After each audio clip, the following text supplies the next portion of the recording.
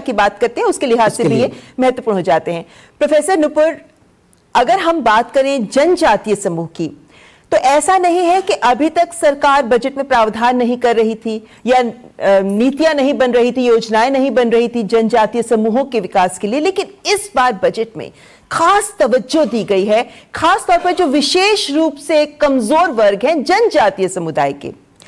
क्या कारण लगता है आपको कि अभी तक इन समूहों की ओर ध्यान नहीं दिया गया? तमाम योजनाएं इनके लिए चल रही थी, उस सबके बावजूद कि सरकार को इस बार ये विशेष पहल करनी पड़ी। प्रश्न आपका बहुत ही महत्वपूर्ण है, चूंकि मैं ट्राइबल अफेयर्स से ही, ट्राइबल डेवलपमेंट से काफी सालों से जुड़ी हूं। लेकिन इस बजट में एक बहुत ही महत्वपूर्ण और सबसे ज्यादा आप उसे कह सकते हैं इम्पोर्टेंट फैक्टर ये है कि 15,000 करोड़ जो है पीवीटीजीज के डेवलपमेंट के लिए दिया गया है, जिसे प्रधानमंत्री पीवीटीजीज डेवलपमेंट मिशन कहा गया है। पीवीटीजीज जो होते हैं पर्टिकुलरली वल्नरेबल ट्राइब्स होते हैं।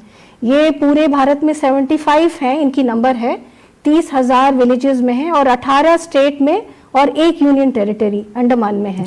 ये इनके बारे में चूंकि आपने कहा, और ये बजट जो है सिर्फ ये पहला बजट अमृतकाल का ही नहीं है, ये सप्तऋषि प्रिंसिपल पर भी बेस्ड है। उसमें एक जो इनकी फिलॉसफी है reaching to the last mile, तो ये जो हैं पर्टिकुलरली वल्नरेबल ट्राइब्स जो हैं ये बहुत ही ज़्यादा पिछड़े हैं, क्योंकि ये प्री एग्रीकल्चर एरा के हैं, ये फॉरेस्ट ड्वेलर्स हैं, हंटर्स एंड गैदरर्स हैं।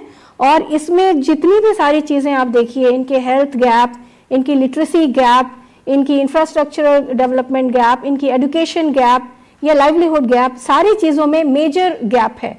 तो इस बजट में अगर 15,000 करोड़ इसमें दिया गया है और उसकी भी प्रायोरिटाइज्ड एरिया, इसमें बिल्कुल ही सैचुरेटेड मोड में इसका काम करना है, ताकि इससे ये मैं कहना चाह रही हूँ सैचुरेटेड मोड से कि इनके सोशियो इकोनॉमिक डेवलपमेंट की बात हुई है, और इसके साथ ये भी बात हुई है कि इन्हें पूरी तरह से जो बेसिक सर्विसेज हैं, जैसे एजुकेशन है, लाइवलीहुड है, सेफ ड्रिंकिंग वाटर है, हाउसिंग है और इनकी सैनिटेशन है, इन सब चीज़ों को बिल्कुल सैचुरेटेड मोड में चलाना है। तो मेरे हिसाब से, या फिर अगर एनालाइज करें तो ये बहुत ही बड़ा एक डेवलपमेंट है कि पीवीटीजीज को मद्देनजर रखा गया है।